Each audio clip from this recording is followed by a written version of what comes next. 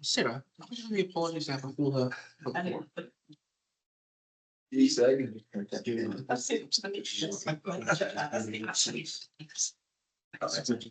Anyone?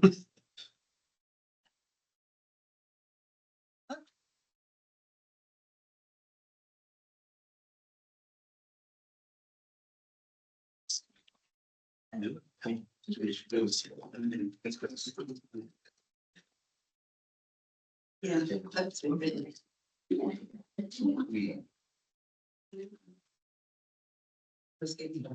Morena, and welcome to the first full Vincent Community Board meeting for the new triennium, the 18th of November. Welcome everybody in the public forum and to all the members and staff that are present, and anybody that's watching at home, and the hundreds that'll be watching online later. So we'll crack straight into this. We've got no apologies for this meeting.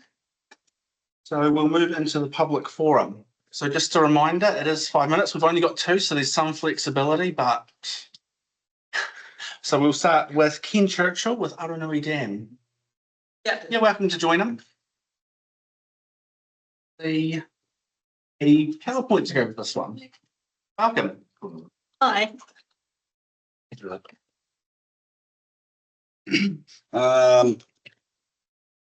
Kia ora, Mr. Chairman and the board members.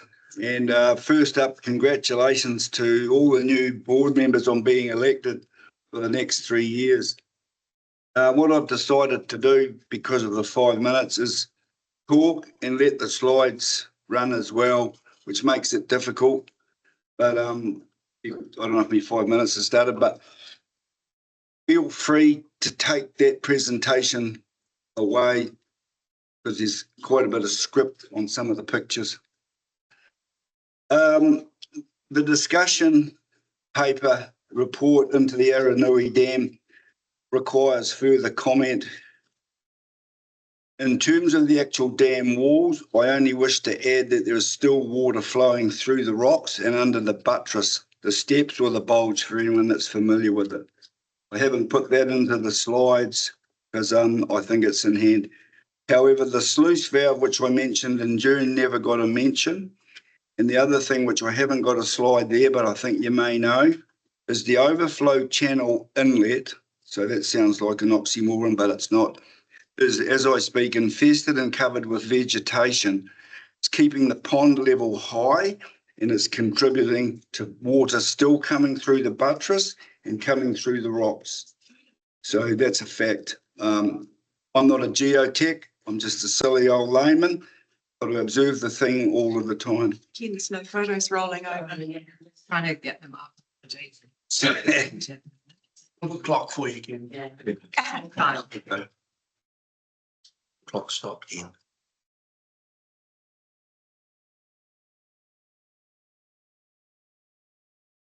On that.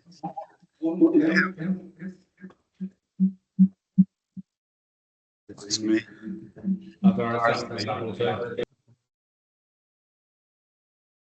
Well, I could talk this through and then run the slides for you if you like. Would that be okay? That's fine. Yeah. I'll try and get them up as you carry on speaking. Thank you. Thanks, Ken. Raupo eradication, which is on the agenda, and it's going to be quite disappointed. It managed to get 3 lines in the report that you're about to read, but it is a discussion and it's on your agenda items. A whole lot of material there with the history. Anyway, our volunteer local community led by Hugh Clark, should have had an E, removed all the offending Raupo in 2014-15.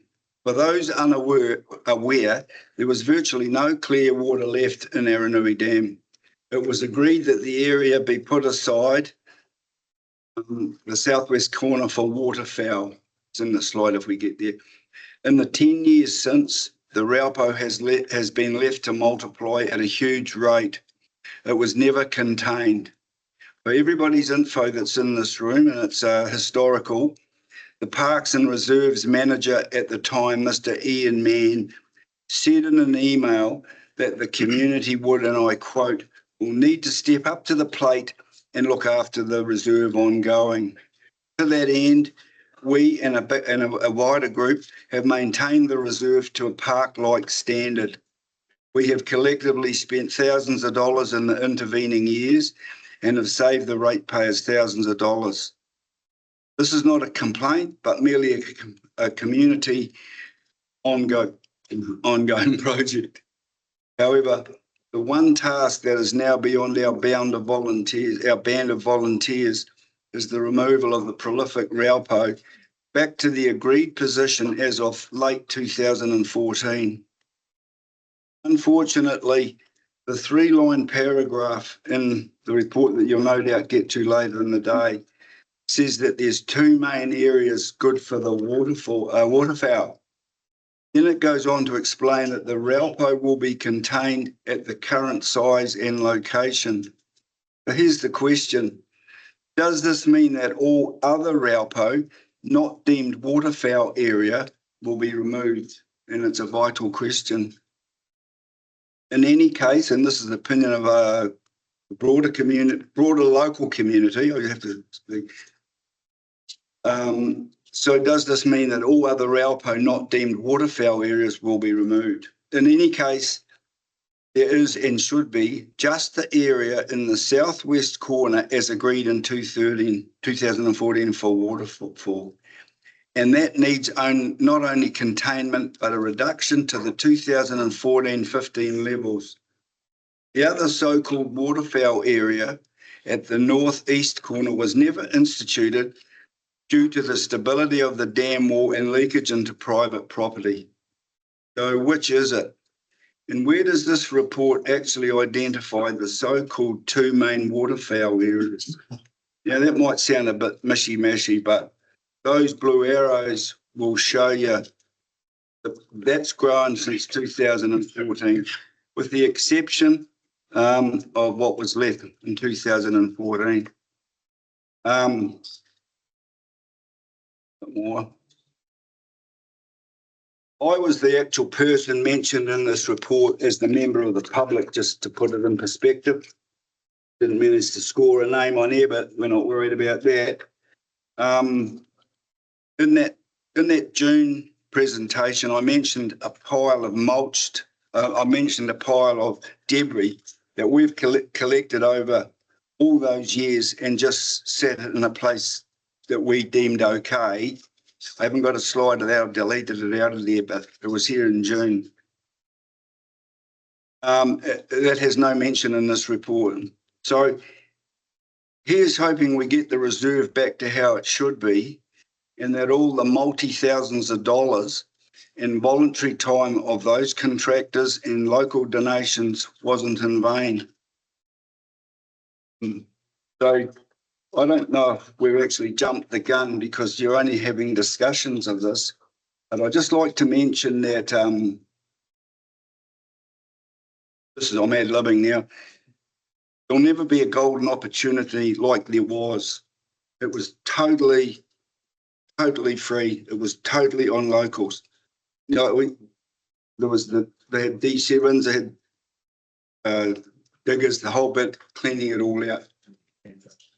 Yeah. I don't know how much time I've got left, or you might want to answer questions, but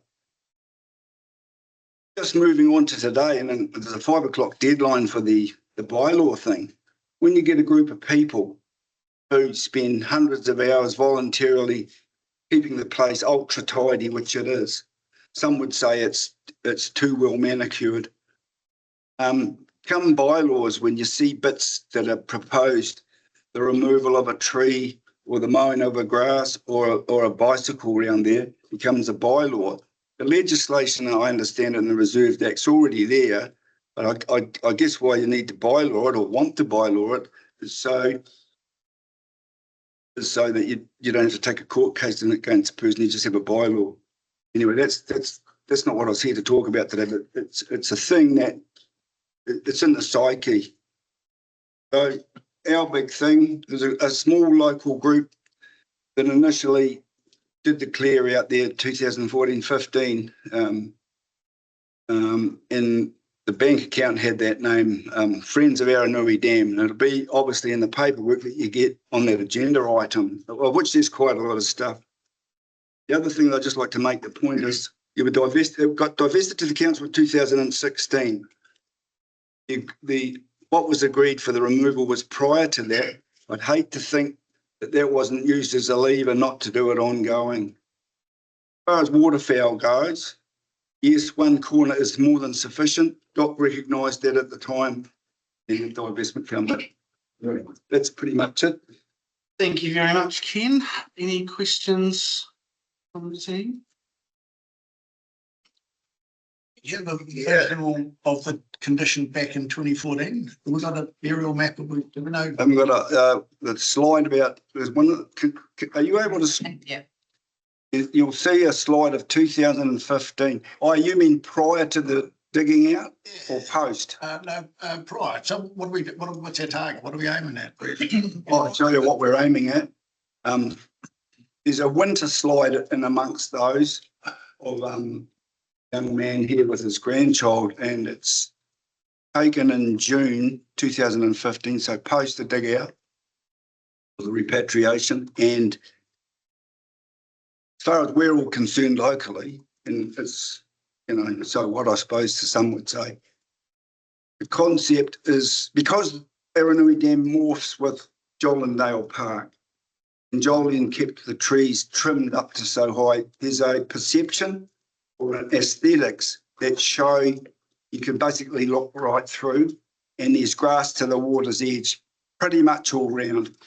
That's the picture there. Yeah. Did you have something? So there's two issues, Ken. Sorry, I'm just getting No, that's stuck good. with this. So there's the bulging in the dam, isn't it? That's a like a engineer sort of Absolutely, geotech stuff. geotech And stuff. it's just those couple of things I touched on. And then- Sorry. And then the ongoing maintenance from the last maintenance that was done was 214, major taking the Raupo out.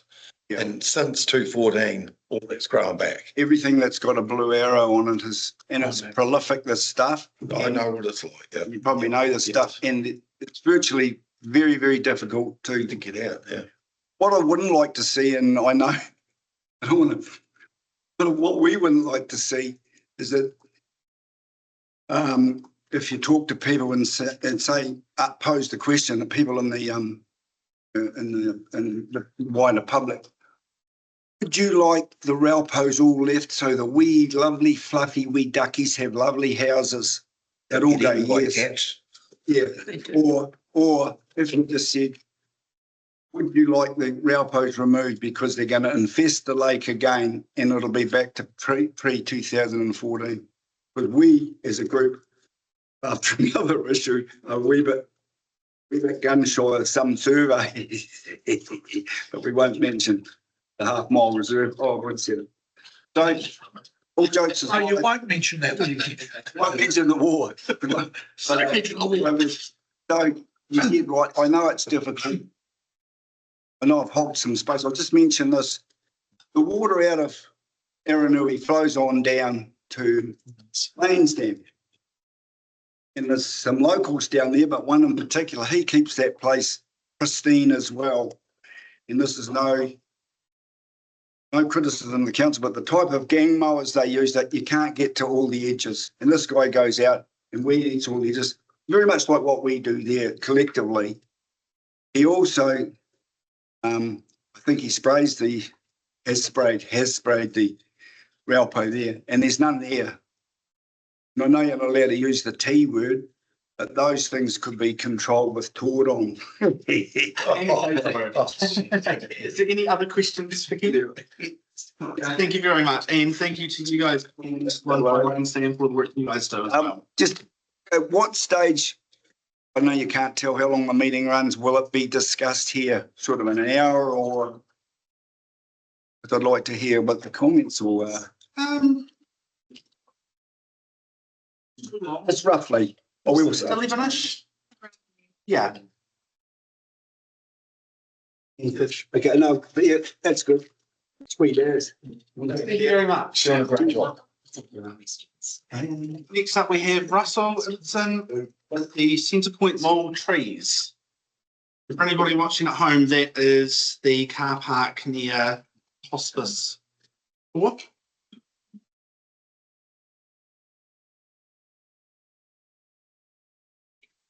Welcome. Thank you, Mr. Chairman, and thank you to the Community Board for the opportunity to come along and reinforce our concern regarding the situation with the trees.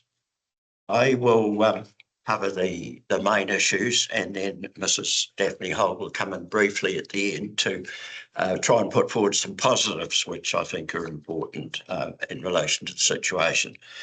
Well, first of all, I have sent an overview of some of the correspondence that's gone on. This matter has dragged on for 10 years. It doesn't just involve the Centre Point Mall, it involves Limerick Properties, a combination of tenants' buildings on the corner where the Furniture Court building is as well. As I say, it's gone on for 10 years. This is my file of the correspondence, which you can see is pretty significant. I would like to clarify, though, in fairness to perhaps council employees, that David Scoons and Gordon Bailey have been very helpful and have tried to assist to see a progress or a resolution. And I think that's probably emanated to what we've got today. The current mayor has also been helpful, and she took time out to attend a meeting of the directors of Limerick Properties and Centre Point Mall. I think just from a synopsis, I'll try and just cover briefly the main highlighting points that I think apply. The most serious thing is that over this 10 years, there has been very serious damage to buildings. The Furniture Court building, which is owned by Limerick Properties, and the Centre Point Mall building, of which I am a director and managing trustees. It's particularly concerning that the hospice shop there was really under serious scrutiny from Dunedin because of leaks that were caused solely because of the council leaves and causing horrendous problems. At one stage, the McClellan's clearing the leaves indicated they got 30 sacks of leaves off the building. Likewise, the furniture Limerick Properties building has been subject to very serious damage. There's been 5 instances of flooding, all sorts of resulting cost, insurance issues, disputes, costs falling back on Limerick Properties through no fault of theirs, and the tenants almost reaching the stage where they were going to walk out of the building because they said it was quite justifiably totally unacceptable that they had to operate and pay rent to in respect of a building which was a flood water damage prone building. Just to highlight, the main problem with both these buildings is the proximity of the trees. The trees are totally inappropriate for a car park, public car park. It was the wrong trees in the wrong place. Both Limerick and Centre Point support the aesthetics of trees, but they should be trees that are appropriate to the situation, preferably evergreen trees, not deciduous trees, because I think as members of the Community Board will appreciate from the photographs that I've sent, these trees are massive.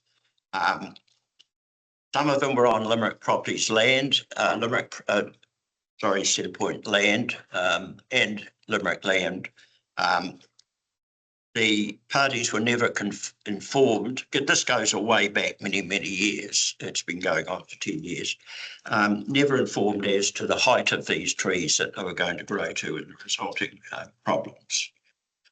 There's a significant ongoing cost to ratepayers in dealing with these leaves and tree roots because, again, as reflected in one of the pics, photographs I sent.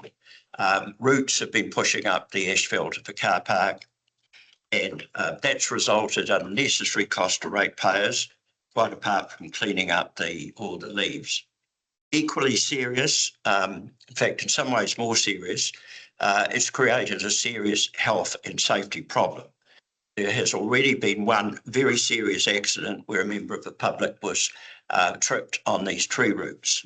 The evidence is still there today where you can see the concrete curbs around the trees. One tree has been removed incidentally, and we understood the second tree and other trees were under consideration.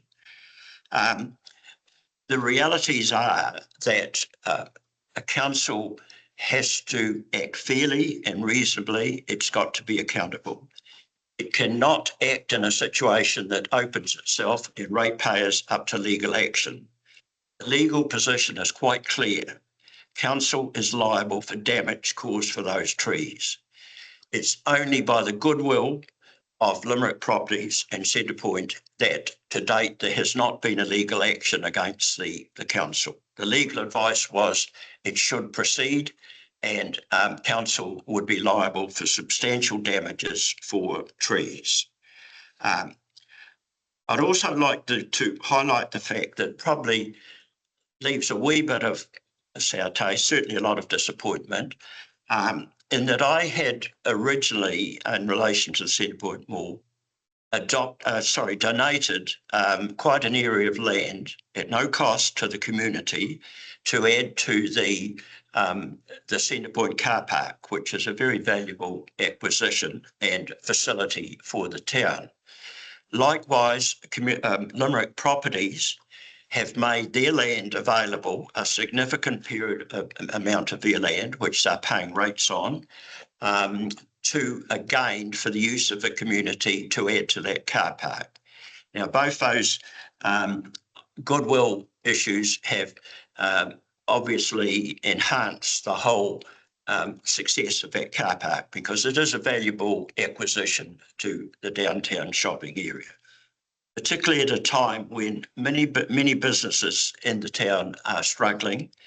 And this has created further problems, I suppose, in Limerick Properties and Centrepoint having to bear this substantial cost and having to bear the excess under the insurance policies.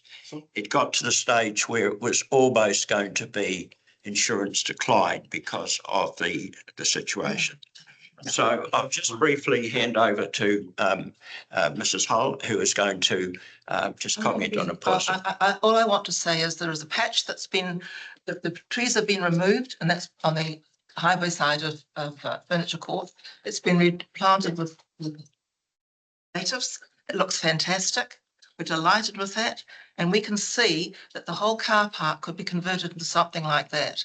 And it would look amazing. And I would like to thank is responsible for making that happen. And that's an example of what can happen there. We can get rid of the problem and replace it with something beautiful. Much. Any questions? Yeah. So you want to get rid of the trees? So are the trees on the council land? You said they're on Centrepoint Mall and on Limerick. Is there some of that on the council land? Does the council have some land there? What's there? There's a bit of, I'm not 100% sure to answer that one. I think some of the trees, some of them are definitely not on council land. Yes. I think one or two may be extending onto council land. But the council, I would emphasise, the council planted those trees. They were not planted by Limerick or Centrepoint, and those two businesses were not consulted about the size of the trees. And that's where the problem is. Wrong trees in the wrong place at the wrong time. There's no answer to it. There's ongoing maintenance with the trees that they need to go, basically. Yeah. And replace with something beautiful. Yeah, absolutely. Yes, I understand. We're certainly not anti-trees. No question of having, we would like to see preferably evergreen trees planted there, because there have been problems with other buildings as well. And it's just the massive leaves that, and the other important thing, these buildings have parapet internal gutters.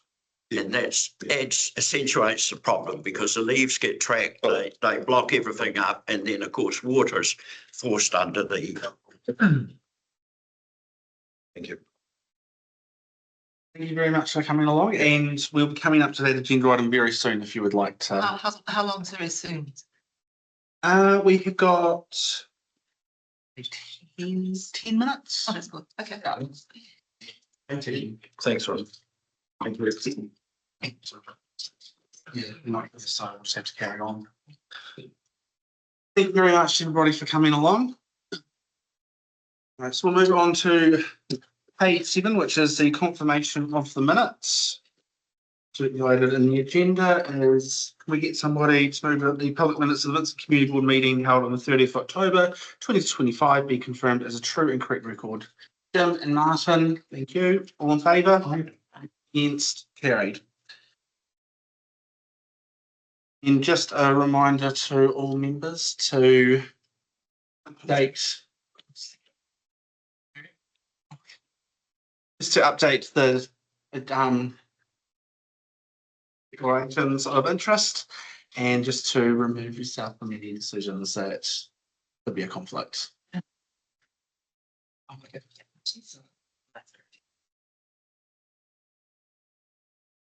So if we want to update that, we.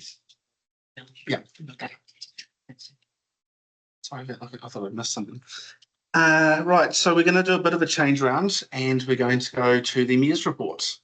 Thank you very much for the early journey to the Mayor's report. I've sent it through to Sarah, but some things that I wanted to highlight since we met last time. Molyneux Turf has been working really hard to get more fundraising underway for their turf at the high school. I attended an event the other night where Gemma McCaw spoke about her life and hockey. It was very entertaining.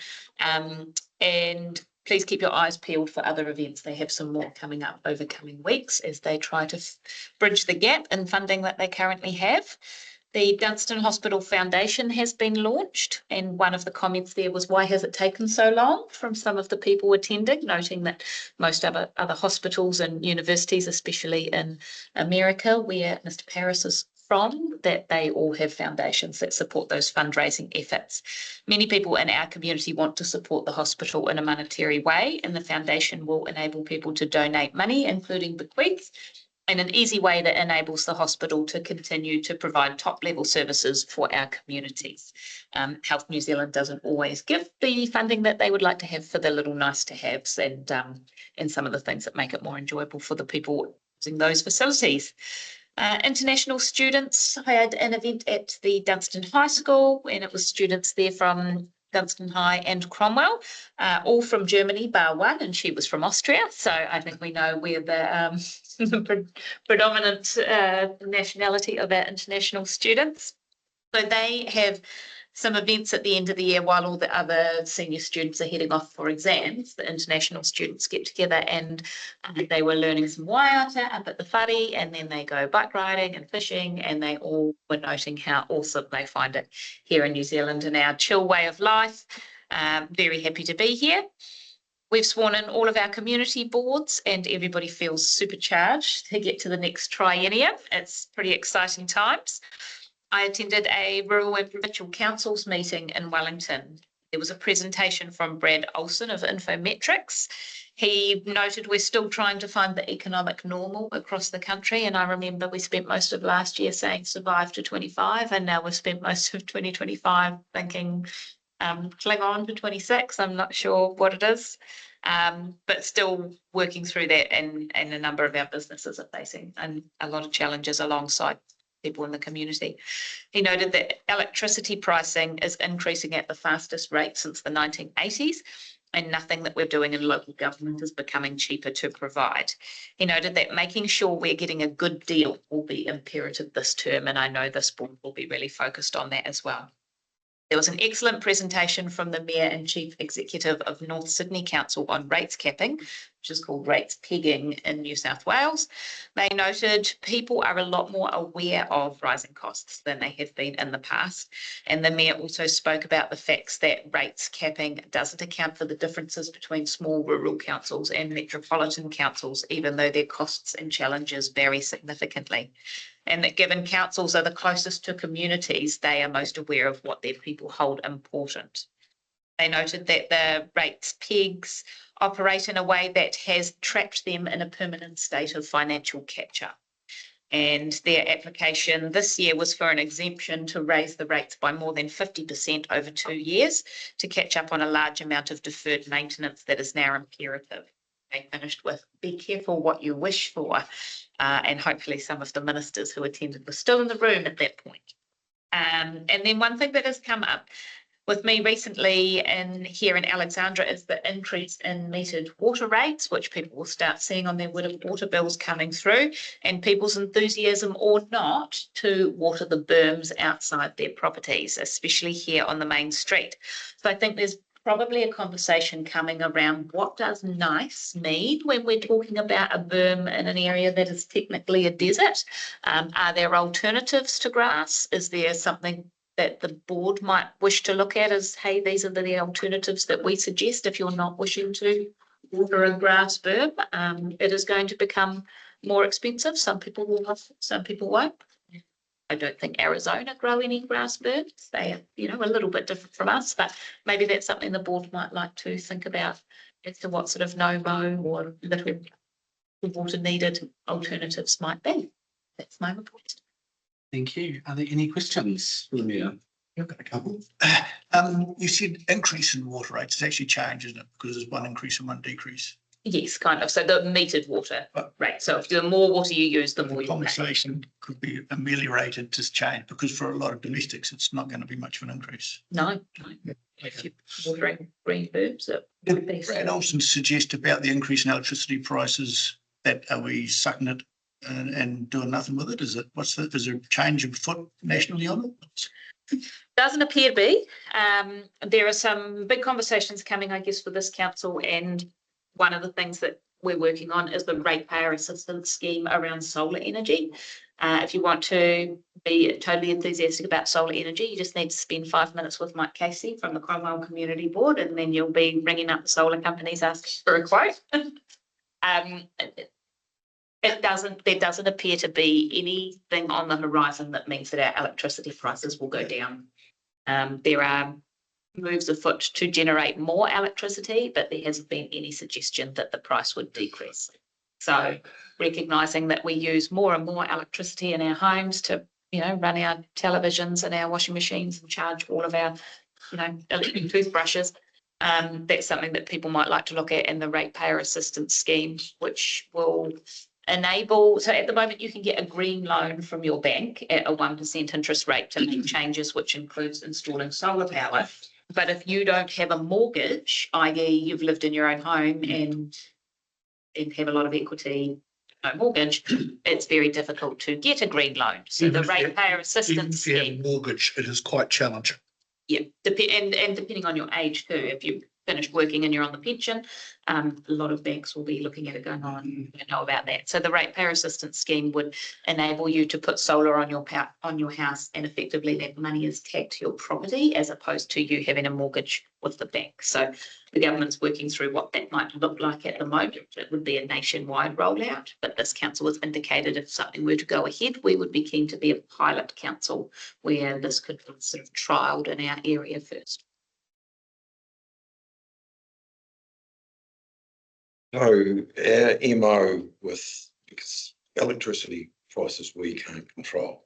So we're looking at, as a council, the community, looking at alternatives that can help buy extra power at a cheaper rate. So you got with solar. Not for the general public as such, but we're looking at what solar might look like for our buildings to supplement our kind of electricity bills, which are astronomical. But the ratepayer assistance scheme would not be run by this council for people to apply to. It would be a government scheme. Government scheme, hence the loans and bits and pieces. Okay. Okay, I'm happy to move that the mayor's report be received. Seconder? Yep. All in favour? Aye. Against? Carried. Thank you very much. And I will be an And apology. have a Early, safe trip. an early departure. Nobody here from police, so we will just move on to the next one, which is agenda item 2583 on page 15, the Centre Point car park trees, and we've got Gordon Bailey. Me. I'm about to say, but no. I'm here. He said to me he really wanted the support, so. As you can tell. Thanks. So I haven't a lot to say because I think Russell said it all, and it has been an ongoing, long-standing matter, I guess, for a number of years. And as mentioned, council, we did do some tree removal of 3 trees 2 years ago from memory. And I guess the board's now ready, but I think we've got a tree policy that we should probably adhere to, which means that we should consult the community on this issue and get their feedback and then consider that. The other options, I guess, is to recommend to council that bypass that process and take them out, or I think they are the 2 options you've got. So I'm happy to answer any questions, really. Couple of things. And your report states the arborist has no concerns for the trees, and that's because those trees are really healthy. But if you drove through there this morning and to see the amount of windblown damage which has gone through these northerlies, I don't think we need to go out and consult. I think the evidence has been in front of this board going back to when I was in the chair in 2016. These trees are not fit for purpose. We decided to remove that one outside the furniture court, and as Daphne has so aptly pointed out, what has Delta replaced it with is really good. I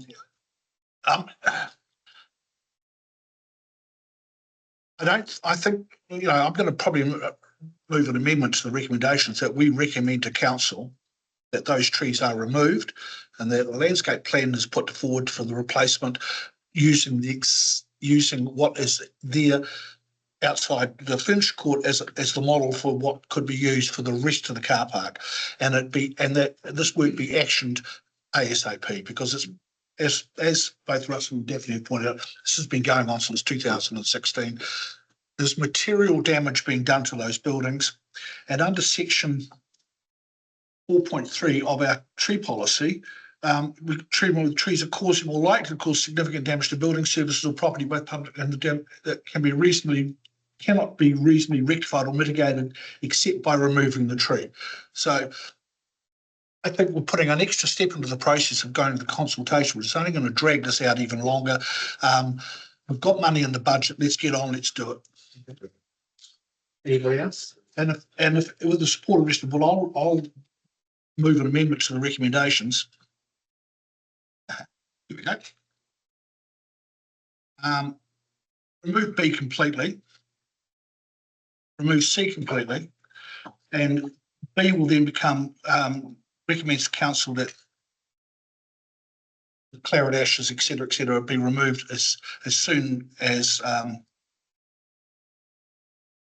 tender process for the removal can be approved, and then E stays.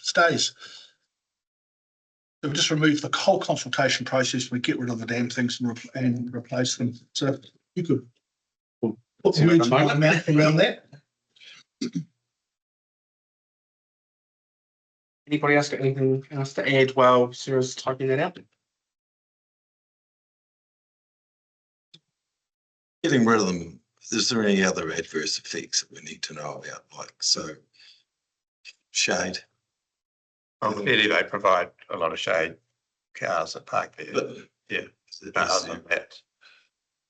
So your opinion They is? they do have amenity value, there's no doubt. Yes, right, okay, so there is a minute. That's So small. your opinion, getting rid of them, the quote in there to do it is 30,000 or something. Yeah, we put some money aside for that in case that was the outcome, because there's no point consulting and then saying we've got no money to do it, but that's the decision it's going to be.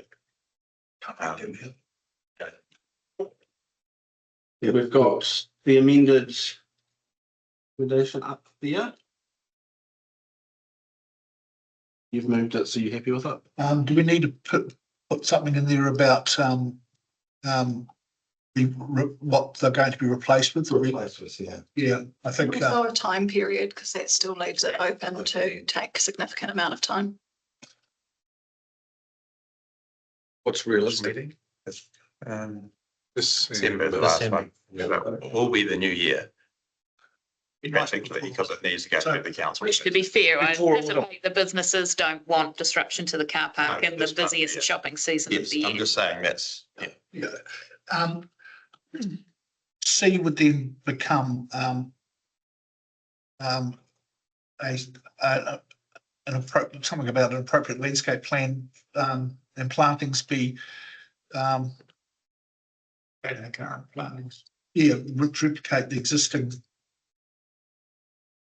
And as far as timing is concerned, it is done before autumn 2026. Yeah. It's time to get some contractors. We'll need to close the car park off for a while. Do you have something in there to advise council why you think that the policy around consultation should be followed? It's There is a consultation policy, but it's overridden by the policy which says if those trees are causing instrumental damage to buildings and property, that overrules the consultation process. Yeah, I just think that maybe you need to Need to have a put that in there. recommendation in there so that the council understand why you're not following the policy. No? Yeah, that's, yeah.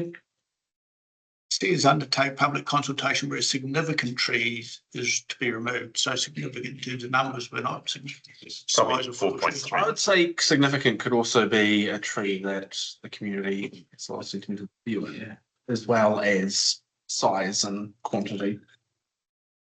Significant numbers of trees. We've got 4. It's not significant. It's just semantics. Yeah. Right, and then accordance with 4.3 of the tree policy or something like that. Yes, yeah, yeah. There's your one for all words in there. Yeah, so Rivers and replanting being carried out in a similar area. Yeah, that'd be fine. to the area where River Street was removed.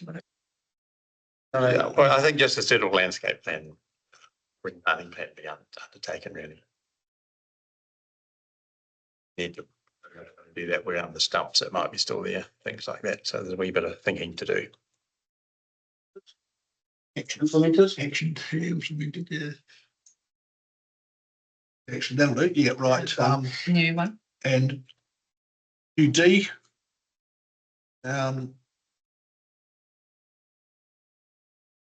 This we carried out in accordance with section, what is it? 4.3. Yeah, Tree policy.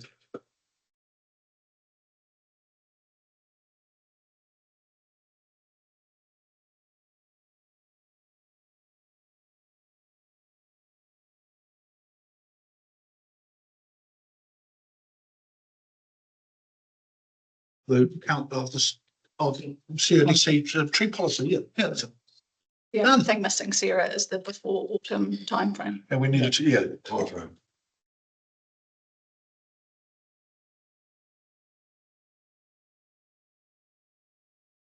Awesome. So you're happy to move A, B, C, D, and E?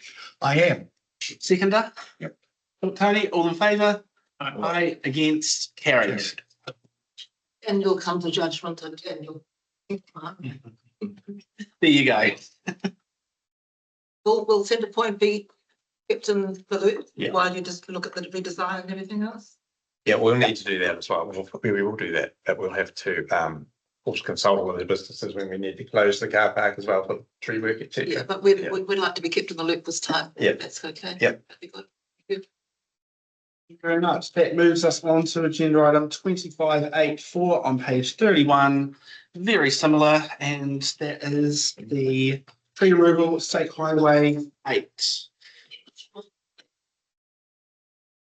Thanks for that. So there's two sort of issues in here. One's being resolved next week, which is the single tree has most of the poplar fluff on it, which I sent an email out earlier in the week about. So that's that. And the other one is the remaining trees on the outside or state highway side of those, of the tree planting screening thing there. So those poplars are getting well past their use by date, and leave are planted as you do with shelter to provide sort of quick shelter for the trees behind. But now they're taking up all the water, all the root space, and it will only be a matter of time before you do need to take them down. If you don't want to do it now, it's the board's option. So I'm suggesting that we should take those down as well and replant that outside ring. So there'll still be all the screening trees between the road and between these trees and the Molyneux Estate subdivision that will, I'm anticipating once they get rid of the trees that are sucking up all the nutrients and water through their roots, will grow a lot quicker than they have for the last 20 years. So some of them are much taller than ourselves. So they've been a bit stuck. So that's what the proposal is. And the Rotary Trees for Babies program, I'm quite happy to come on board with that as well if replanting is, if this option is taken. This is one we will need to consult on. Gordon, you're suggesting some of the replanting with prunises. I fully support. Can we investigate if we're going to be planting flowering cherries, that we look at that Japanese flowering cherry, the one which is, and I'm looking at Hagley Park in Christchurch at present, where they have a massive display. And not, Yes. Not repeat the mistake they made out of Clyde, where they had 5 or 6 different varieties all flowering at the wrong time. Just trying to create that real bang of because I mean, that's something that I know with my other hat on.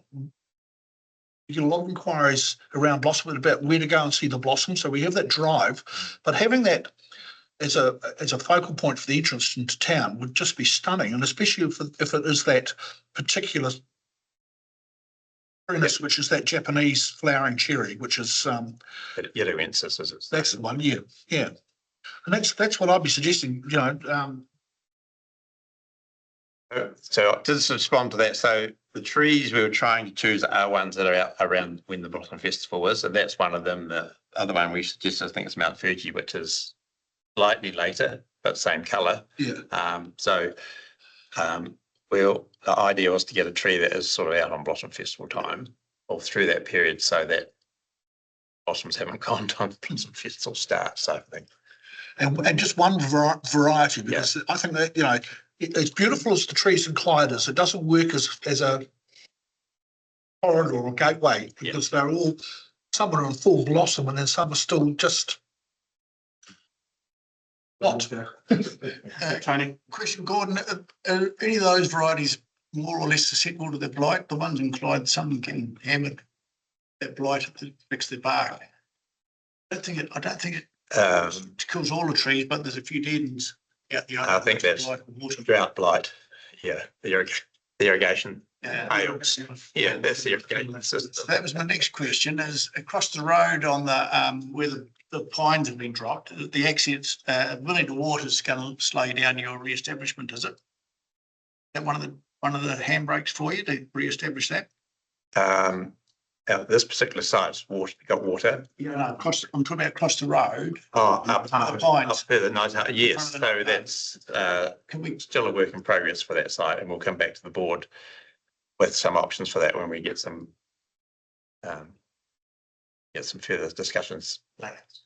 So yeah, we won't just start there. We'll come back for that one because that's quite a big area. No, I think it's pretty good.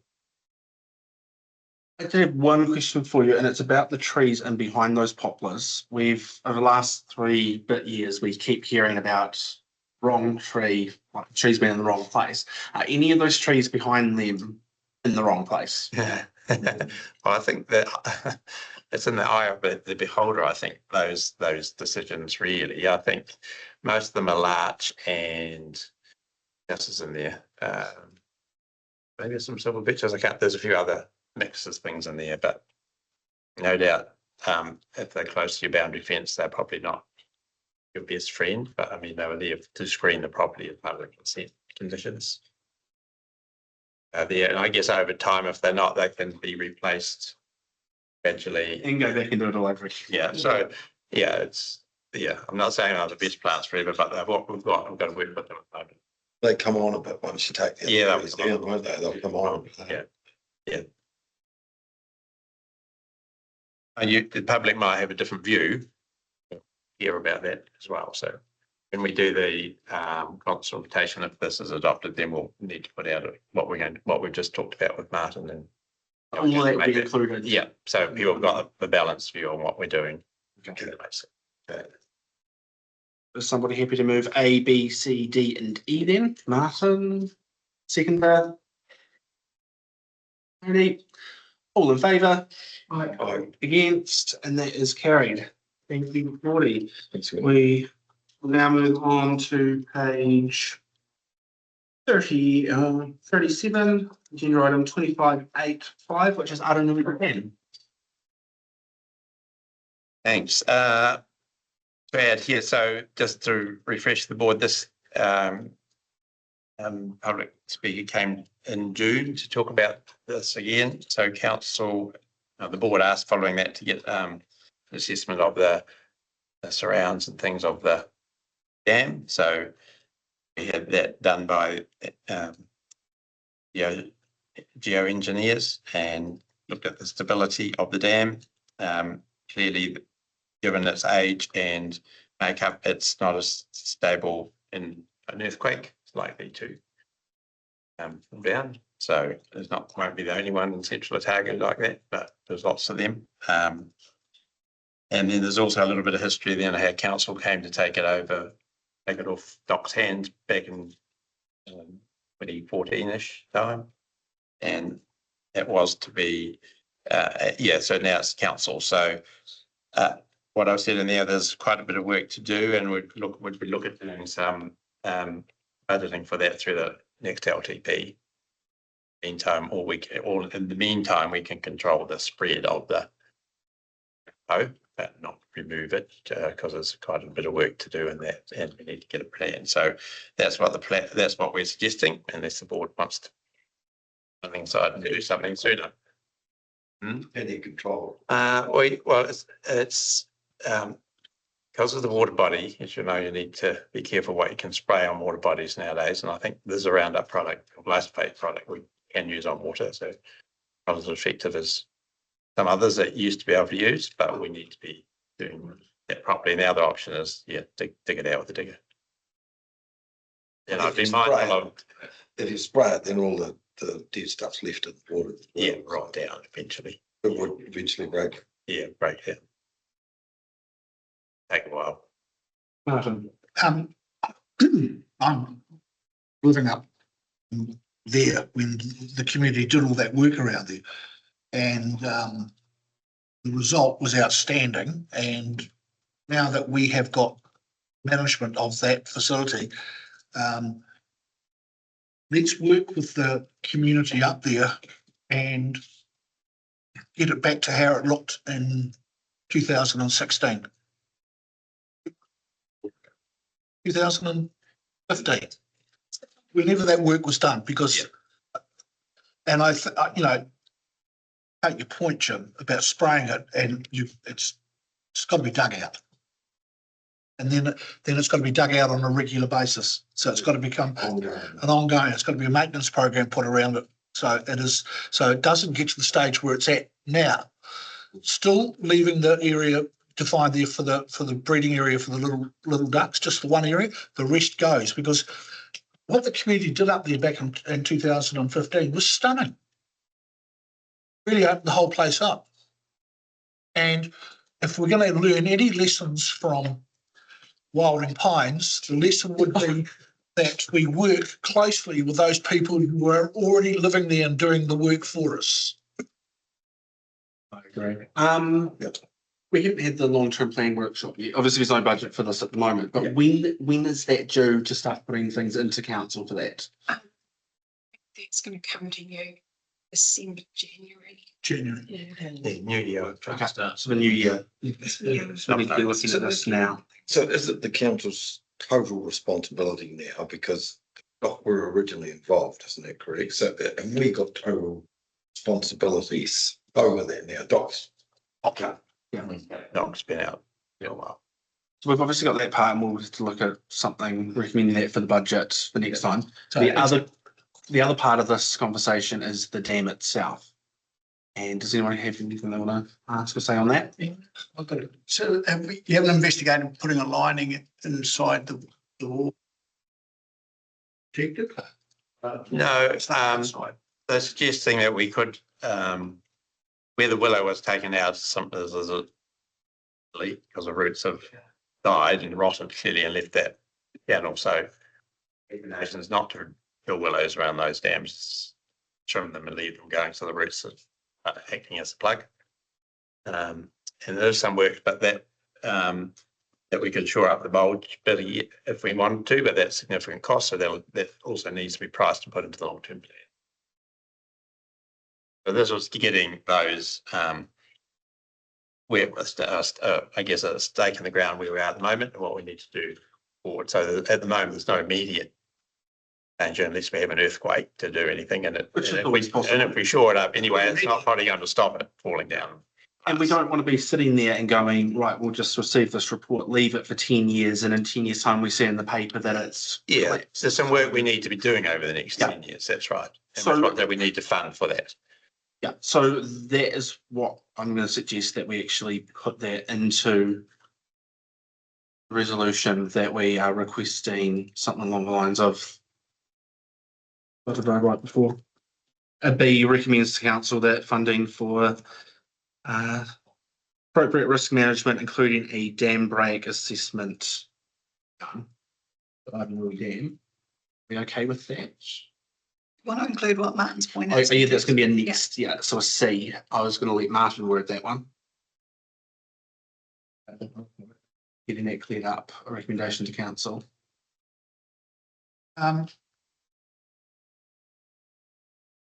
Develop a. We don't have a management plan for that dam, do we? We're about to embark on some On that reserve management basis, plans, including this place over the next 6 So- months. Look, subject to budget considerations, the immediate removal of the Raupo, excluding the area set aside for Waterfowl. waterfowl breeding. And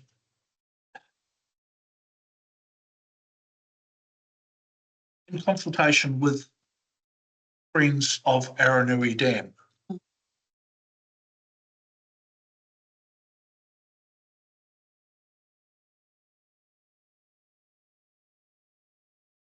Plan is associated with And, it. and was, yeah, that, yeah, I want to put some words in there about the management plan to maintain the Aranui Dam, that new state. At 2026, was it? 2016 levels, yes, yeah, An annual maintenance plan. yes, annual maintenance plan to, yeah, 2015. 2015. Thank you. Just while that's been typed, Gordy, I've got another question for you. So if we were to look at getting to funds, getting the assessment done on the structural side of a dam, would there be money within a budget for that existing, or would that also need to go through the long-term plan? No, in this year's budget. Yeah, been on the last lot. Yeah. So no, we'll get that done. So I think the good thing to read in that latest report is there's no immediate need to do anything on that structural side, but we do need to get a plan going forward. And that'll be part of your overall management plan for that area. Yeah. Because, I'm not saying it needs to be strengthened so it's earthquake proof, because Fortune. that's not going to happen. He's got a surfboard, I can just see him. Yeah, but just getting that back to, What are the likely options for strengthening, or like what would make we're getting into. I mean, this is, it's not like, it's not realistic. What can we do? It's probably just around the bulge, but it's just stacking that up again. Or stacking that up, but Just reinforcing what's there in that area. yeah, And stopping the leak, I guess. Or yeah, look, investigating that leak, what's causing that, trying to. Yes, we can bang that up with sorts of clays and silts and things if we needed to. It's coming from one side, so we can. Do something. It's a bit of work to do. If it's rotting, closed up, so it's only, they're gonna keep rotting, aren't they? See you Yeah, where. See We're gonna get less. it's unfortunate that we went rather than just left it, but.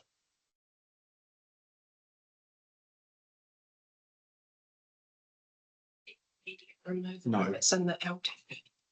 No existing budget. It's gonna have to hold.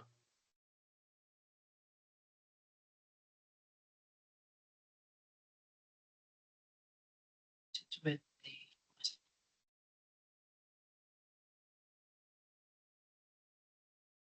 Was it the Aranui?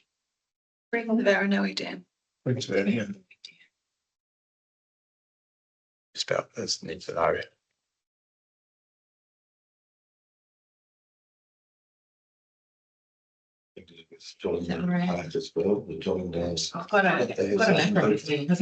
Separate again. They don't. Same trust. Same people. They do have an epic on the Oh, that last day. after. It's both ways in the room. I'll make it. Didn't know. Right, are there any further questions around this one? I just got a The quick D question. name, Yes, confirmed. The board's talked about just long-term maintenance Yeah. funding. Did you want to add that in there to be included in the LTP as well? that's probably a good idea, actually. Just so it's not forgotten. That was the point of D. Recommends that the council work with Friends of Aranui Dam around ongoing maintenance to 2015 levels. Funded through the LTP. Yeah. Okay, so we're gonna let Julie jump in. Yes. Recommends that the council work with Friends of Aranui Dam. That sounds about. No, that doesn't work. It recommends that the council work, well, yeah, regarding maintenance, regarding ongoing maintenance.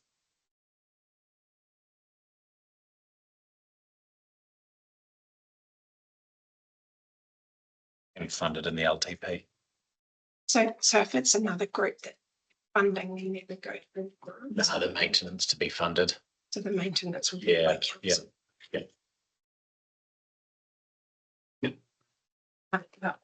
And that the maintenance should be considered long term. Funding should be considered. So there's in the long term, that's.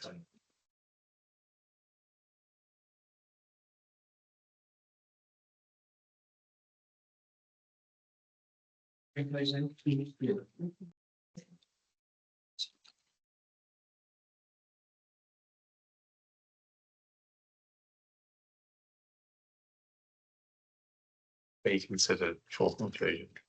The B after show.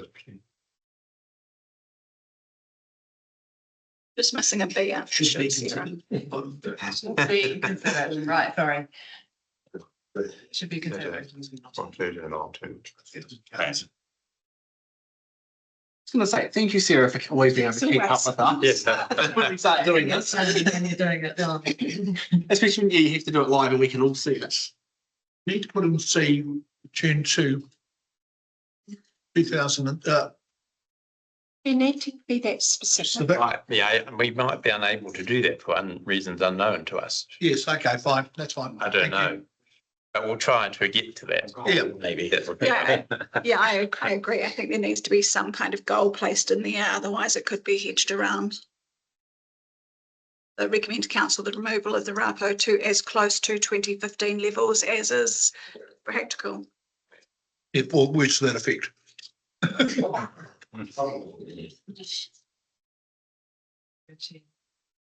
Because I think with Friends of Aaron, we have enough documentation of what was done back in 2015 to assist council staff in returning it to that State. state. Area? You'd probably say similar state, Sarah, rather than Yeah. levels. And then he's going to add 2015 as.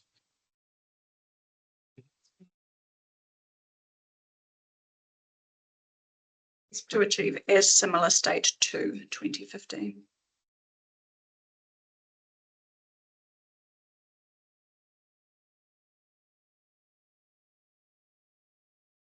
Are we happy with this? Instead of excluding, maybe as per. So. Well, do we need, 2015 levels, that includes the small area for the Yeah. water fowl. Does So it take that that the out? brackets Yeah. would be including a small area set aside for the breeding of the water fowl, which is definitely highlighted into the single area at 2015 level. did you hear something? Yes. So we're putting this to long-term plan, so We're recommending to council that it be included. in including the long-term plan. so when does that happen? So What's the long-term plan? next long-term plan, first year will start on the 1st of July 2027. So we're currently working on the annual plan for next year. So that would include any changes to funding for next year. But we're really conscious there's a balance here. If you put things in, you won't have to take things out to keep rates down. So annual plans doesn't make typically big changes to a long-term plan. If it does, then it would need a full public consultative process again, because you're going to be changing the rates increase levels. Yeah, the easiest way is to put it all in. 27, 2027. So it'd be unrealistic.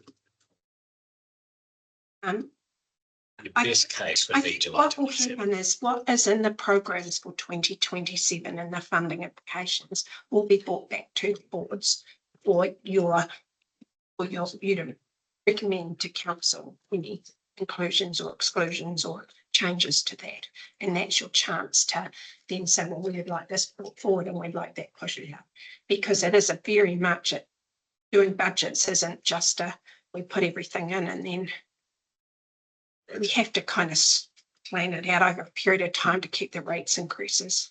So given that we're talking about July 2027, should there not be a recommendation in here about what is going to occur until that point?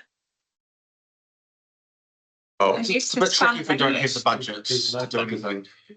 So you were talking about spraying earlier, you're yeah, not we even can, considering we that can, until we do 2027? that out of existing budgets, is that trying to keep the margin around But where it is. that's probably, That's minor costs. Yeah. that's what Gordy does as part of his operational activities. That's not usually. No, we don't want to the be board going would into be the going into. operational Well, it's day-to-day. easier to be to take out as well, yes. Yeah. So it is included currently in the maintenance plan. Some maintenance for there is, yes. But we're talking about a big, I completely Really? understand that. I was Yeah. just asking about until that point. We can check in with Gordy in the future anyway and make sure that sort of thing is happening within. No, we'll just. Right, so Martin, this is your amendment. So are you happy to move A, B, C and D as they are? I am. Right. Seconder? Carla? Thank you. All in favour? Aye. Against? Carried. Thank you very much, Gordy.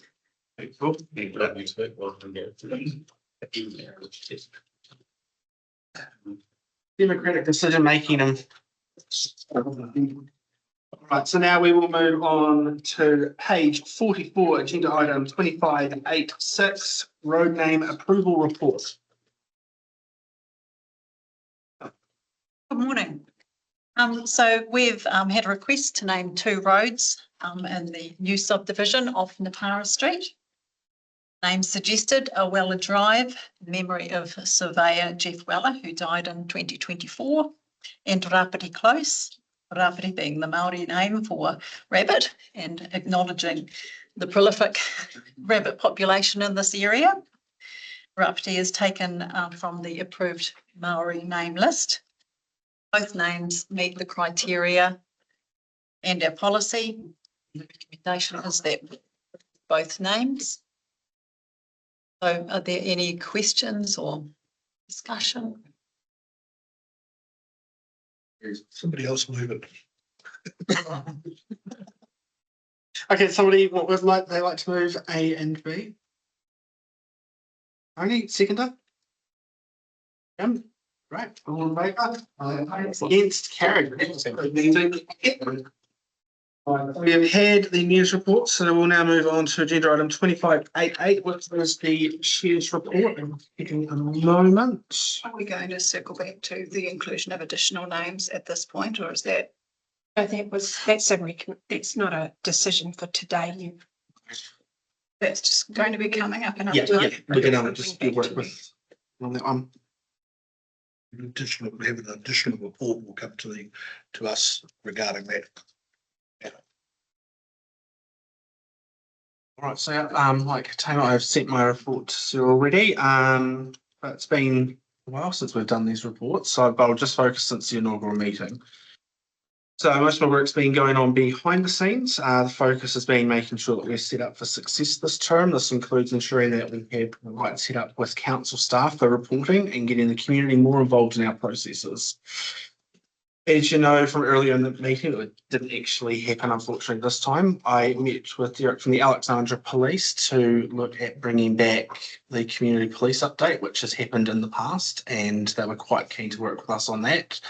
So that will include not just what they're concerned about and trends that we're seeing in the community, but also a chance to introduce their team and the supporting agencies that they work with so that we can meet them, hear what they do, but also to give the community a chance to hear what's going on as well. Over this part. So another change that I emailed you all about, and I'm quite happy to share now with the community, is that the Vincent Community Board will be locking in the first meeting of each year in Wico and the second in Clyde. So those will take place at the rugby club rooms and then hopefully eventually the hub in the next few years. And for Clyde at the old Vincent County Council building, which is now the Clyde Museum. So it's a great opportunity also for those groups to have their moments. And it's always fun going out there. So that means that our meeting on the 3rd of February will be in Ormeco, and on the 17th of March, we will be in Clyde. So please share that with all your networks that are in those areas. It's always really good to hear from them, and hopefully we can have some specific topics on the agenda for those communities.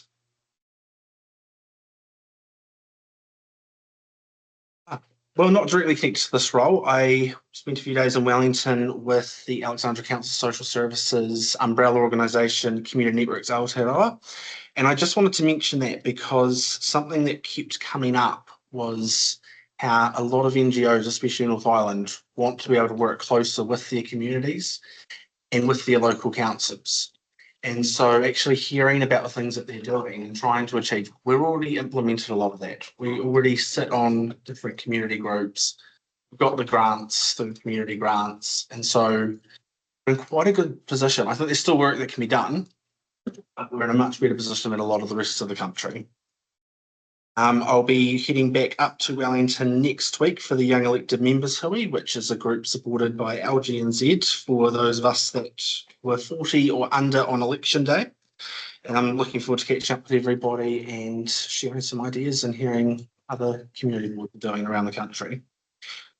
I had met with the Ormeco Reserve Committee and we had a really robust conversation, didn't we, Gordy?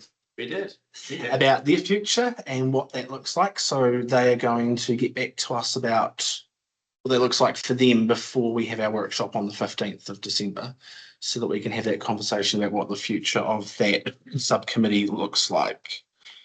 Also had a few wee side discussions with the Alexandra and District Youth Trust, Community House, ACOS and Central Stories about our future relationships with them. So bring all of that back for that workshop. Can you share more about those discussions, Jaden? So they're literally just, hey, this is where we're at. We have decided to table that report. We're looking at what these relationships look like in the future. And can you guys go back and have a chat amongst yourselves and say, is it worth still having a liaison or are they happy to move on? I got any initial feedback?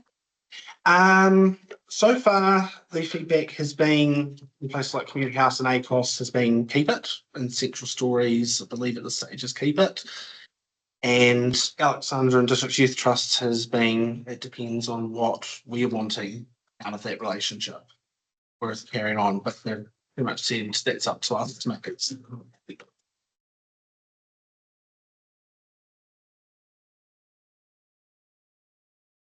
And as this is our last meeting of the year, I just thought I'd just say a few thank yous. Even though it's only November, we're not meeting again until February. So first, a thank you to our community for their high level of engagement in the long-term plan, public forums, and in the election in the past 12 months. To all the council staff for your hard work and support, and a special thank you to Sarah, Julie, and David for the roles you've played in supporting us and doing what we do. To Mayor Tamer Ali for her continued leadership and support across this ward. To our former members, Roger Brown and Di Johns. They were here for the majority of the 20-25 years, so I just want to say a special thank you to them and hope everything's going well. And of course to our current members, Tony, Jim, Carla, and Martin. Thank you for being here and doing everything you do. So finally, I'll just say enjoy your break with your friends in whānau, because as the mayor pointed out, looks like things are going to get a bit crazy. So good New Year and Christmas, and we'll see you all back again next year. I'll move my report. Tony, you have to second it. All in favour? Against?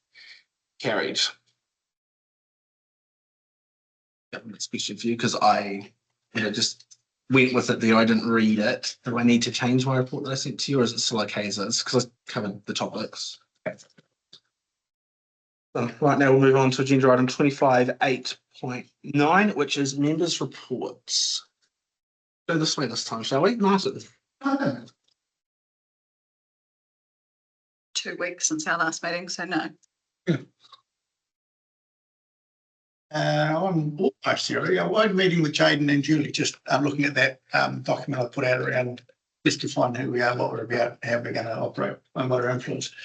Julie sent me some links back about what others have done, and it might broaden our perspective a little bit on how we can influence. But yeah. Do you want to share it?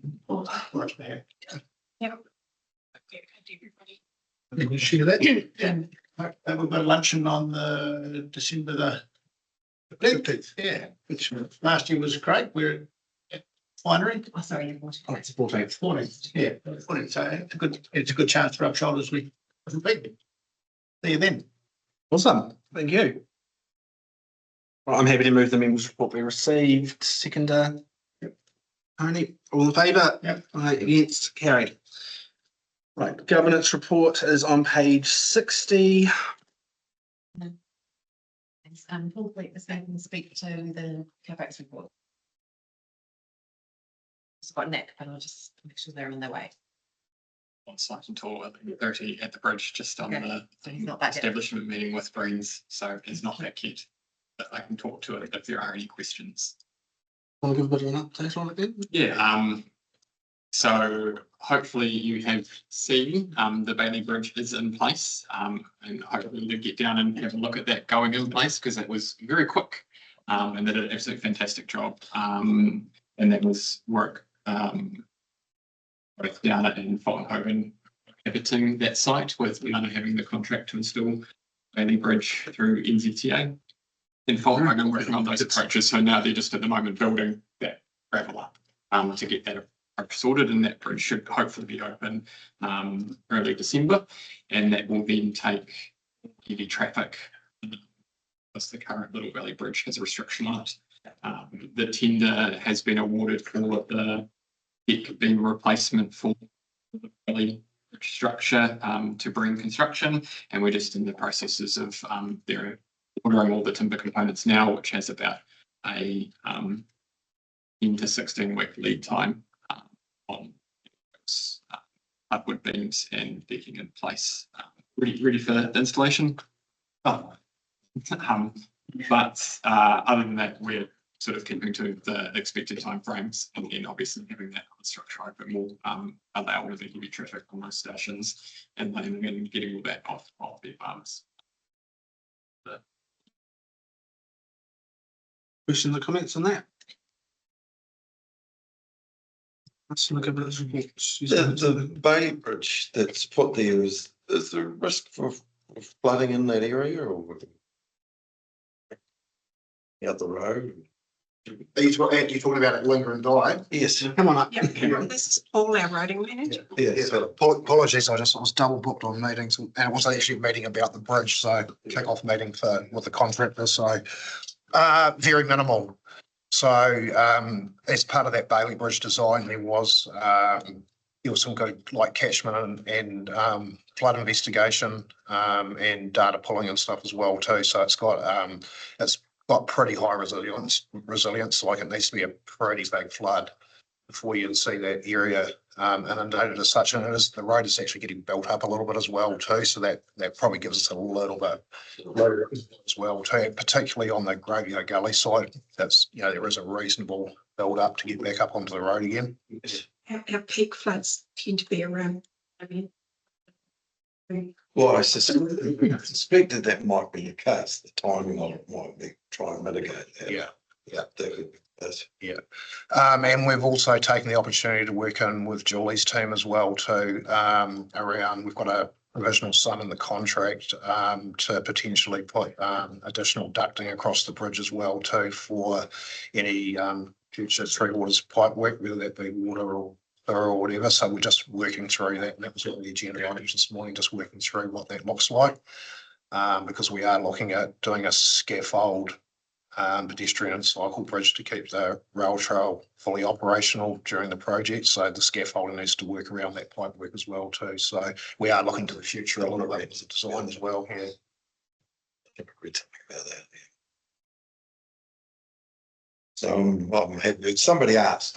People in the community asked if it's going to flood, So here I am asking the question. If it's a 500-year flood, probably going to have more problems than that. It's always a. Yeah, I didn't think that they are good question. Serious trouble. We have been in serious trouble. It's the bottom of the Shaky Bridge before the 99 flooded. It came right up to it because But that would take. Trevor You Wolf and I lived down there. yes, exactly. You and I were living down there. And Trevor and I went out on that bridge and pushed a crib which had come off motor camp and was going to bang. We pushed it underneath the bridge so it didn't take the bridge out. And as soon as we did it, we looked at each other and went, "Oh, that was stupid." If it had gone, we'd be dead. Is there any other questions for those updates or just anything in the governance report? I think the public invitation to come down and watch what was going on was very well received. Excellent. The amount of times I've driven around there and there's mum or dad with the kids going, because it was pretty impressive. Yeah. Really good feedback from the schools as well. Excellent. Getting the chance to go down, which is hilarious. My daughter's been learning about bridges all year, so getting to see one in action was a real treat. No, SP, who were the designer for all the approach works, they were the instigator of that. Obviously, they had a discussion with me about it, but that particular part of the project, it was a really good collaboration because obviously we were working with NZTA, Diana installing the bridge, Fulton Hogan doing the approach works, WSP, and then obviously all the comms around that. And it was a pretty good example. It was a pretty good collaboration to make that happen pretty quickly. So yeah, no, I appreciate the feedback. Well done. Thank you. All right, I'm quite happy to move that the report be received. Second, all in favour? Against? Carried. That's it. Okay. Yeah.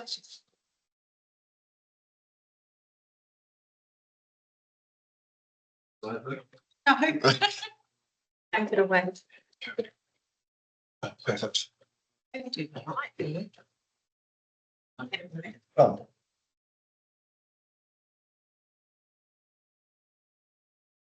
Perfect. The introduction, next out economic development. Thanks, Julie. And I think, Jim, I think you're the only one I may not have met at some point in the community around this table. So yeah, lovely to meet you.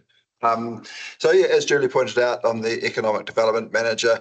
And the purpose of me coming today is really just my desire to raise awareness around the consultation we're going through to create a new economic development strategy for the community. So this is just my opportunity to really talk through the journey to date of developing the strategy, and raise with you that this consultation's open for another 10 days. So yeah, anyone from within the community is most welcome and encouraged to provide feedback into that. As a function, economic development is a district function. So once we get the strategy finalised, then it would go to council for them to approve or adopt, and also approve my annual 12-month work plan. So that's sort of a bit of the background. Just want to step through what is economic development, and then a couple of examples, and then just I'm not going to take you through the 40-page strategy, but it's just a bit of a highlight reel of how it's structured to get you thinking. And so hopefully you might have people that you know that would be interested in this sort of thing and wanting to provide feedback into it. So cool. So economic development, that's kind of a bit of a definition there. So it's about lifting the standard of living in our community through influencing economic growth that aligns with our values. Another way for me to put that is really, well, what activity can we undertake to help our business community to thrive that's in line with community values and benefits community wellbeing or uplifts community. So that's that's basically where that is. So we can go to the next slide. So essentially, when I think about economic development, council as an organisation plays a role in economic development. It's not just my function, but in terms of what I do, there's sort of 3 or 4 key ways that I go about economic development, and that's really around creating connections. So that can be connections between council and businesses, either businesses understanding and connecting in with maybe a regulatory process or who they need to talk to within council to answer a question or have something done. It can also be taking council's message out to business groups and things like that, or connecting businesses with central government funding as well. That avenue is a little bit less at the moment, but I think we may all remember the Provincial Growth Fund, which did have quite a large, was making quite large investments into businesses. The second aspect really is around data and insights. So we subscribe to national sort of economic data that breaks down to a ward level on economic performance, jobs, how that's all changing. So we use that data around the council table, but obviously we try and make it is freely and easily accessible for community groups to also understand what's going on, or for businesses as well to understand, well, even from population projections, what are the growth that we're expecting? How can they, lean into that future as well? And the third part is where I spend most of my time, and it's really around helping individual businesses to collaborate on something that individually that they could not overcome. But if they come together and if someone helps sort of pull them together and a bit of forward momentum, that we can realise some of the outcomes there. So up on the slide, there's a few pictures. One's the economic dashboard from Infometrics that's available on our website, and that's accessible to anyone. On the left there is Can from Eden Orchards. So we ran a project around commercialising waste fruit in the district. There's about 6,000 tonnes of fruit a year that's produced in this district that nothing happens with. So how did we create a base of knowledge to enable others to then leverage off that and develop commercial solutions? So even that project's probably about 3 years old now. That's with Cam trialling individually quick frozen cherries. I still probably get an email once every couple of weeks from someone looking to connect in. The last one was around making like a ice cream sorbet out of and looking to source waste fruit from Central Otago. In that one with the banner and Mayor Tamer and Craig, that's the Mayor's Task Force for Jobs.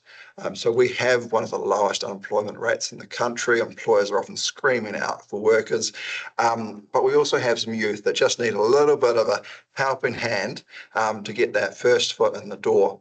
So Craig places, supports youth to place them into jobs locally as well. And that is something that we secure 100% of the funding from central government to do that. The image on the far right there is fibre. So digital connectivity is something that is seen as an enabler going forward. So we've got a project around how do we encourage greater connectivity, digital connectivity in the district as well. That will can probably move on to the next slide. Sarah, please. Oh, I'm back. So this is the cover for the economic development strategy. The journey to date to develop this was we ran about 12 community workshops last year. They were both ward-based and they were industry-based as well. And then we ran an online and physical survey. We received about 200 responses to that. I just checked over the proportion that came out of the Vincent ward, and that was about 34% of those responses were from Vincent. So that's sort of a reasonable proportion coming in, which is great to see. Losing track of where I am. Oh, and we've also engaged with Mana Whenua as well. And so we went through and through engagement with Okaha, then Runaka, individual Runaka came and talked and fed into the draft strategy as well. Slide, Sarah, please. So at a high level, we've developed a target, and that's around increasing the average Central Otago wage income to the national average by 2035. So the strategy is for 10 years. Currently, the average wage in Central Otago is 85% of the national average. So basically we're saying, well, through the strategy, can we close that last 15% to be at the national average?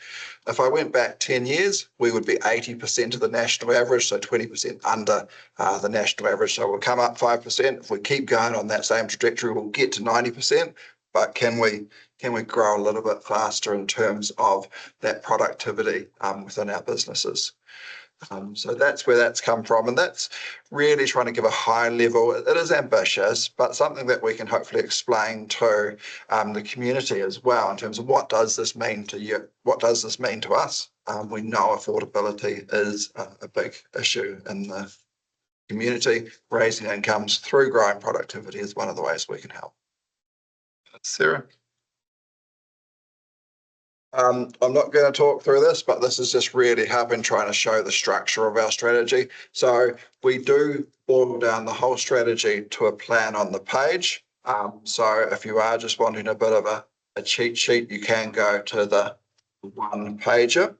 And that has obviously the target, the 4 pillars, and a number of high level projects there. So if we go on to the next slide, each of those projects is then broken down into one page, which is really talking about what do we mean by this project? What's council's role in it? I think sometimes we're looked to in terms of we can control everything, but the reality is we control some of the roading and some of the three waters and things like that. But in other areas, we've really got to work through influence, and that's often when we partner with, could be industry groups, could be groups of businesses, could be community organisations as well, to try and realise an outcome. So with each of those pillars, there's a series of activities that can lean into projects. I think when I've designed this strategy, I have been realistic around, I think there's more work in there than possibly what we can get done in the 10 years, but I kind of do need a wider remit because often we're looking to partner with central government funds or private sector or community groups. And so it's really gives us a bit of flexibility to move to where the common interest is within that. And so that's why I do produce the annual work plans, which go to council for approval as well. Yeah, hey, so next steps, as I said, we've got another 10 days that the draft strategy is taking feedback on. We've talked about the process to get it to where it was to date. It's not just me being locked in a room writing it without community input. We've had some great input to date, but would also welcome more input. It could be things that we've missed, but it could be things that are actually in the strategy that are a priority or something that should, want to boil to the surface as well. And so, that's the online questionnaire. We also got paper copies in all the service centres and the libraries around as well. And my plan is obviously we'll close that off at the end of this month. We'll have a look at what the feedback is and then take that to council for adoption new year. So that's me, happy to take any feedback. Hopefully you're more aware of the strategy and maybe had some thoughts around who else you might be able to shoulder tap to provide input in, or even yourselves as well. Yep. I don't know who said it, was a wonderful quote, like council should be less red tape and more red carpet. I don't know who said that. How do we change the culture within this organisation to be able to say yes more often than we say no? Yeah, and I think that is something that am I all right to talk about some? It is something that we are looking at in collaboration with the tourism team as well, as how do we help businesses to navigate that council process as well. And I do some of it, but sometimes it is a question of resourcing in terms of how involved that you can get in that process. So regularly, I had one the other day, someone wanted to start a business which involved food regulation, involvement, selling product from council land or maybe dock land or private land, and wanted to understand, who they need to connect with, and I can connect them. But that's probably one of the simpler ones. So I think there is more that we can do, Martin, to smooth that process. But I guess what I'm saying is that it may require some more resourcing, and that might be something for council to consider. But it is an active discussion within the management as well. And that's not to say that the rules need to change. It's actually just, is this as straightforward as it needs to be for someone who's not familiar with the council process to navigate it, and that when we have our different parts of council, we're also thinking about the other parts. There's a lot of frustration out there currently because of lack of resources in house, like from the building and planning part of it. And we're forever getting. I know personally the amount of times I have conversations with people, and it is a resource issue, and there's a level of frustration out there. And it's getting higher and higher. And I was witness to a classic case here a couple of weeks ago with a well-known real estate agent having a go at the staff at the front desk because she couldn't get sign off on a property that she had sold, right? And that was mainly a resource issue. And I think I mentioned before, the staff needed to be praised for the way they managed, because I was just picking, listing on the side. She got a result, but I subsequently went and spoke to her and said, look, one of the problems is, and we've done some communication since then, as far as some of those timings concerned, but it has become a real issue. And that's reflects the level of growth which is going on. But people don't understand, councils continue to get accused of having far too many people working for them. It's the standard, especially during the election period. You spend too much money, you're hiring too many people, cuts it, and I spent most of that election period explaining, well, actually, we've got serious shortages in critical areas of council. which is stopping us from doing things because, A, we can't get the staff. B, because we're only paying 80% wages of the, people who come along and we can't afford to hire people. They're going elsewhere because we're not paying them enough. And that's, part of our job as elected members to trying to explain that, but it is a real challenge, and I agree you have empathy. So that, Yep. so some of those delays, we are looking to streamline some of our processing around in my area. We have also brought a couple of extra staff into the water team now who are dedicated on development work. But the reality is that it is a very fine balance between having nice, fast, customer-friendly, streamlined processes and managing council's risk. Yes. But sometimes there are things proposed that will create a lot of risk for the ratepayers having to pay a lot of money in the future. And it's getting that balance right. It takes it, and we will always be working on that balance. We have learned a lot of lessons through the eco buildings. There's a classic example of where and current legislation being promoted through Wellington has the potential for also future issues of that. The self-regulation by builders of of putting that on the surface sounds like a great idea, but then it could, as Julie said, leave us open to be sued. Like, what's that hotel in Queenstown cost the Queenstown ratepayers? Somewhere 200 million.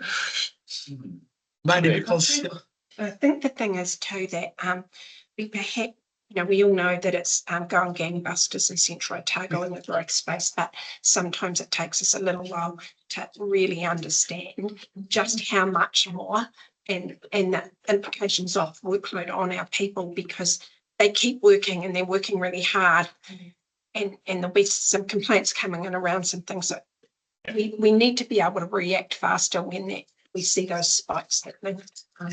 Yeah, and that's probably true right across council, even our frontline staff, the level of service that people expect, and it is a complex. I spent a fair bit of time in the last few weeks getting donkey day. Well, I've seen some of those astounding. I knew it was busy, but I don't think anybody has really a full understanding of just how much is coming down. Well, I think the communications you put out recently about especially around the building inspections and things like that, giving people an indication, the developers out there or the builders out there, this is, and telling them up front that it was going to be 9 days or whatever it was, from around there, was very valuable. Because, if somebody's turning up at the front desk, unfortunately, then the front desk get it in the neck, but you've sort of preempted by saying, well, guys, this is the situation we've got. Expect it's going to take this long. So you're not barking at the staff. Yeah. Because it's not the reception's fault.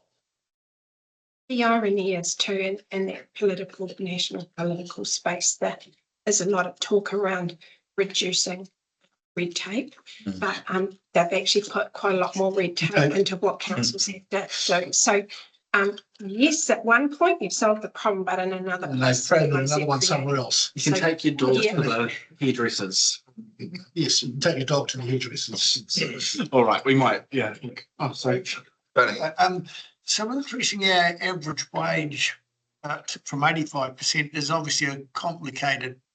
Can you talk to us a little bit about what are the things we can influence, what are the levers we can? Yeah. So just to be clear, it's around improving productivity. And so the economic theory is if you improve productivity, which is how much output a person can produce, goods or service, then they get paid higher. And so does the gains in productivity are shared between the employer and the staff member. So when it comes to improving productivity, it's really two sides of that coin. It's, can we do what we're already doing better, or can we do new and better things? So are there industries or sectors that are not currently here that would be more productive or that we can grow, encourage? Are there existing businesses here that through maybe new technology, through capital, through training, that they can grow their productivity as well. And I think that's kind of gonna, our way forward has to probably be a little bit in both camps as well. One of the unique challenges really is that we do have a number of small businesses, like average business size is smaller than the national average. So it does make it harder when it comes to economies of scale and specialisation, training and processes. But are there opportunities there to, sort of create networks or structures that they can help them scale? Is Yeah, and I didn't expect you to be able to answer in 3 minutes because it's a bit bigger than that, I know. But sometimes that technology takes the bottom layer of jobs out. It's so our average might go up, but we're cutting the throat of some of the manual jobs. Look at the freezing works. Technology's taken 1/3 of their workforce out. That's not progress per se. We haven't got an unemployment problem, I know. But you've got crop and food. You've got some really innovative things which are game changers for us. I guess it's kind of saying, what's that impact, and is it a short run, long run game? Yes. And that's what, so in the strategy, it does reference the research units like plant and food and NIWA that we have in region. If there's anything more we can do there. It does talk about, well, are there new crops that we could be growing that would be more productive than what we currently grow, especially if you have greater security around water for irrigation and things like that. How does that change things? Also changing climate as well.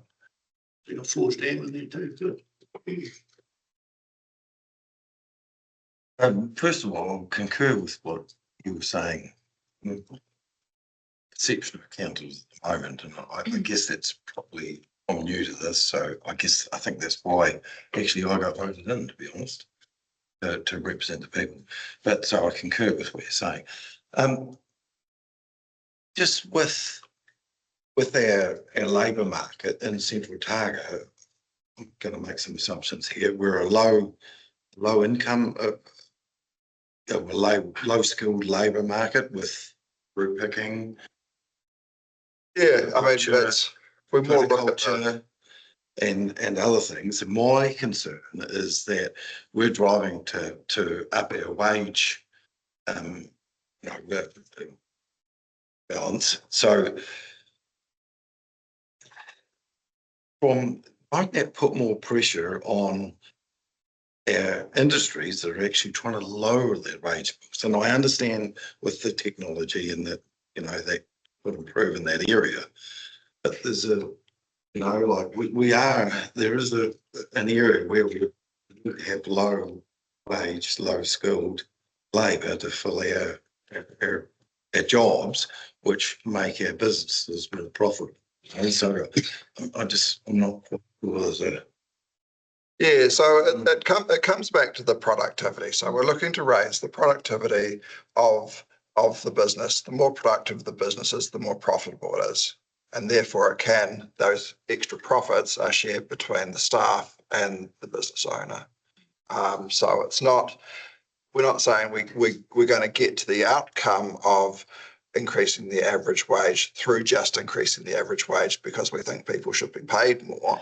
We're saying, let's grow the productivity so their value is more than they get paid. And getting the end product higher value as well. Absolutely. But part of the reasons why our salary packages are what they are is a perception out there amongst employers that the cost of living in Central Otago is less than it is in the main centres.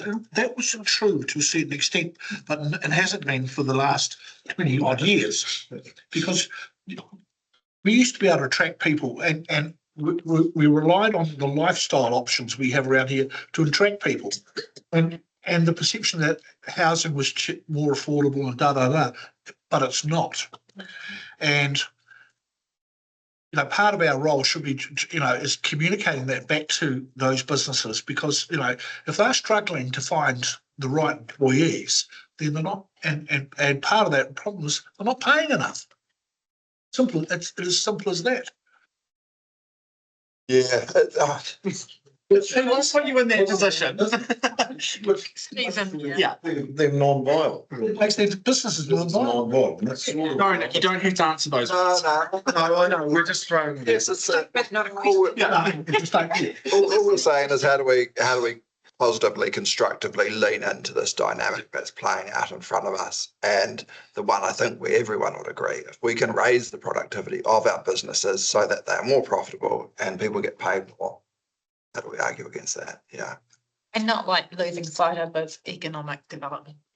But it's trying to, help the economy, the district. Bigger the cake, the bigger the slice. We all know that. Yeah. But I think Might work, right? That's right. For sure. That's being a remote worker. It's something that is an unusual position within Central Otago. We're not networked as major centres are to connect with one another, and the isolation is, an interesting part, but you're still contributing hugely to the local economy. Even though you're kind of working in a remote position. Yeah, one last question. And now the mayor was talking about there's some government regulations coming up that are going to hit us before Christmas or something, or after Christmas. it's going to be a hell of a bloody.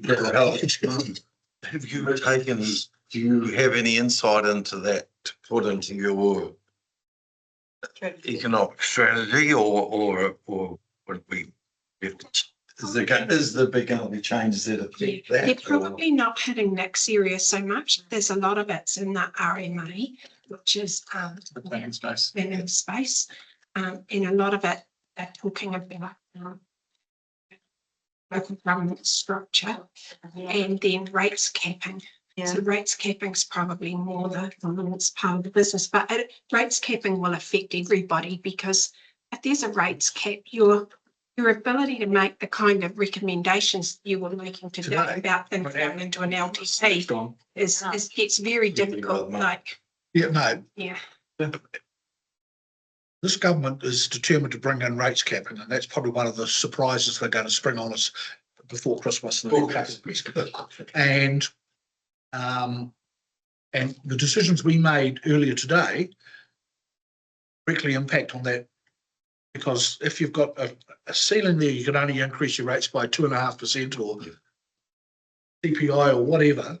That means all that new work just won't happen.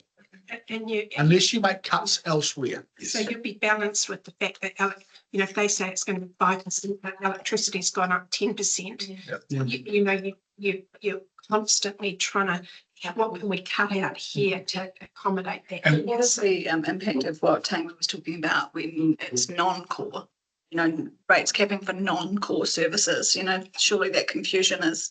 That gets really complicated then, doesn't it? Because we don't rate by individual activity, we rate as a. See, and again, the problem coming out of Wellington is definition of what core business is. To somebody, core business is rubbish, three waters. But then libraries, museums, swimming pools, playgrounds, cultural stuff. That's also core business. It's going to be interesting. Very interesting. You guys come to this table at a really interesting time in local government, because there's going to be some serious upturns and shake-ups going on. Give you some interesting holiday reading. Yes. So you would envisage that these changes wouldn't have minimal effect on our strategy, economic strategy? I mean, you don't know. I don't have a crystal ball. So, thanks, David. I get that that's the flexibility in the strategy and producing the annual work plan. If you know what I mean, or we've got a really good steer on what the options are going forward, and then we tailor it to the annual work plan, given whatever head or tailwind is out there for pushing different projects forward. The reality is we typically work in a constantly moving legislative environment in local government. So when we write plans and strategies, they have to be able to accommodate those. What will happen is we will work on our LTP. While we're working on our LTP, there will be electioneering going on. The government comes in. There's things like in the roading space, they have to work their programs to what the government policy statement is on land transport. That'll probably get in the new year, around Christmas, the new year, before an LTP gets put out. You'll be working through the LTP, and then the government will change, possibly, or it has done in the past, and suddenly the GPS gets changed. So you have to mould everything, and you can be quite agile to government direction. So that goes for all their draft. All of our everything we do.